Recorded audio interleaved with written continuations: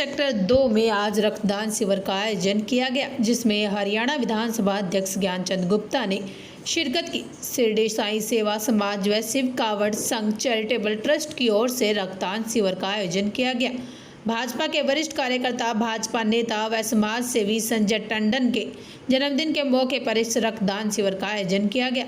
हरियाणा के पंचकुला सहित 5 राज्यों में इस रक्तदान शिविर का आयोजन किया गया है। इस मौके पर हरियाणा विधानसभा अध्यक्ष ने गणेश चतुर्दशी उत्सव की देश व प्रदेश वासियों को बधाई भी दी।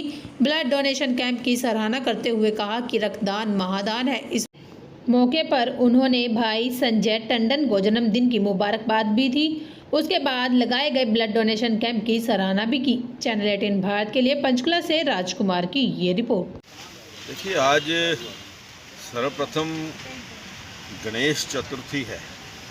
इस अवसर पर मैं सभी देशवासियों को, प्रदेशवासियों को गणेश चतुर्थी की बहुत बहुत शुभकामनाएं देता हूं, बधाई देता हूं। दूसरा, आज भाई संजय टंडन जो हमारे भारतीय जनता पार्टी के वरिष्ठ कार्यकर्ता भी हैं, नेता भी हैं और समाज सेवी भी, पिछले लगभग 15 वर्षों से ये ब्लड डोनेशन के कैंप्स का आयोजन वो करते आ रहे हैं और उन्होंने अब की बार एक थोड़ा बड़ा प्रारूप इसका, जो उनके जन्मदिवस के अवसर पर 5 प्रदेशों के अंदर इसी प्रकार के ब्लड डोनेशन कैंप्स का आयोजन किया गया है। चाहे वो चंडीगढ़ है, पंचकुला है, चाहे वो पंजाब है, हिमाचल प्रदेश है, उत्तर प्रदेश है, तो इन सभी प्रदेशों के अंदर इस प्रकार के जो ब्लड डोनेशन कैंप्स जो हैं उन्होंने उनका आयोजन किया गया। और मैं ये समझता हूँ कि ब्लड डोनेट करना,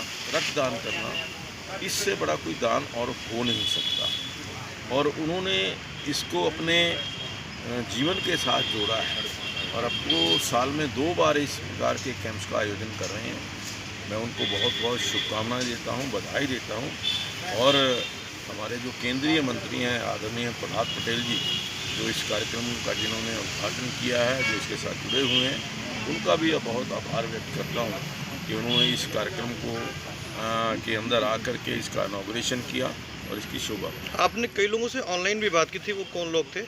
देखिए, मेरी बात जो थी वो आदरणीय प्रहलाद पटेल जी, जो हमारे केंद्रीय मंत्री हैं, संजय टंडन जी हैं, जो इस कैंप्स के आयोजक हैं, और अन्य जो अलग अलग स्थानों के ऊपर जामवाल जी हैं, जिस प्रकार से हिमाचल प्रदेश के अंदर जहाँ जहाँ ये कैंप्स आयोजन किए गए हैं, मैं समझता हूँ कि अच्छे ढंग से ये जो कैंप्स हैं वहाँ पर आयोजित हुए हैं और आगे भी इस प्रकार से जो ब्लड डोनेशन के कैंप्स हैं वो आयोजित होने चाहिए। और मेरे साथ सेंगर साहब करें।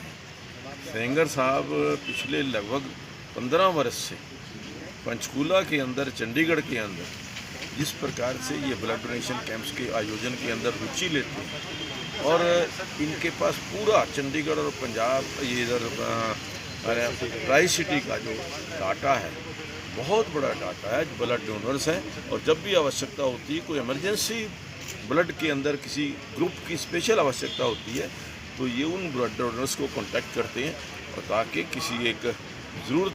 ये देखिए, एक प्रयास मैंने शुरू किया है कि जो वहाँ की आज की परिस्थिति को देखते हुए और आगामी जो आने वाली परिस्थितियाँ हैं उनको देखते हुए हरियाणा विधानसभा का नया भवन चंडीगढ़ में ही एक बड़ा भव्य भवन बने, जिसके अंदर वो सारी जो कमियां हैं उनको पूरा किया जा सके। जैसे आज विधानसभा के अंदर केवल 90 विधायकों की बैठने की व्यवस्था है।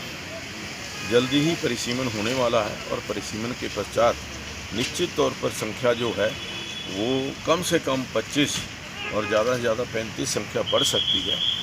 उनको व्यवस्था के लिए, उनको बैठाने के लिए जो नए विधायक चुने जाने हैं, उसके लिए मैं समझता हूँ कि एक नए भवन की आवश्यकता है और उसके लिए एक प्रयास मैंने शुरू किया। आदरणीय अमित शाह जी, जो हमारे गृह मंत्री हैं, मैंने उनको भी पत्र लिखा था और आदरणीय मुख्यमंत्री जी को।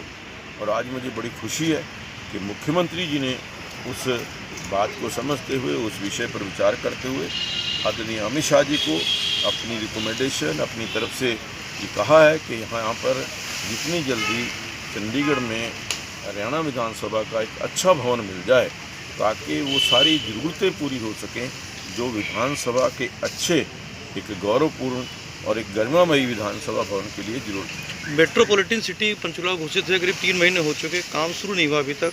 उसके ये नया काम है, नई व्यवस्था है। उसके लिए CEO जो हैं वो हमारे chief executive officer Ajit Balaji Joshi, उनका तय हो गया है और अधिकारी हैं जल्दी ही उनके लिए भी आदेश हो चुके हैं कुछ ही दिनों के अंदर। कई समस्याएं हैं सर, जैसे सड़कों पे गड्ढे बहुत ज़्यादा हो रहे हैं, आवारा पशु खत्म नहीं हो रहे। देखिए उसके लिए नगर निगम कार्य कर रहा है, HSBP कार्य कर रहा है।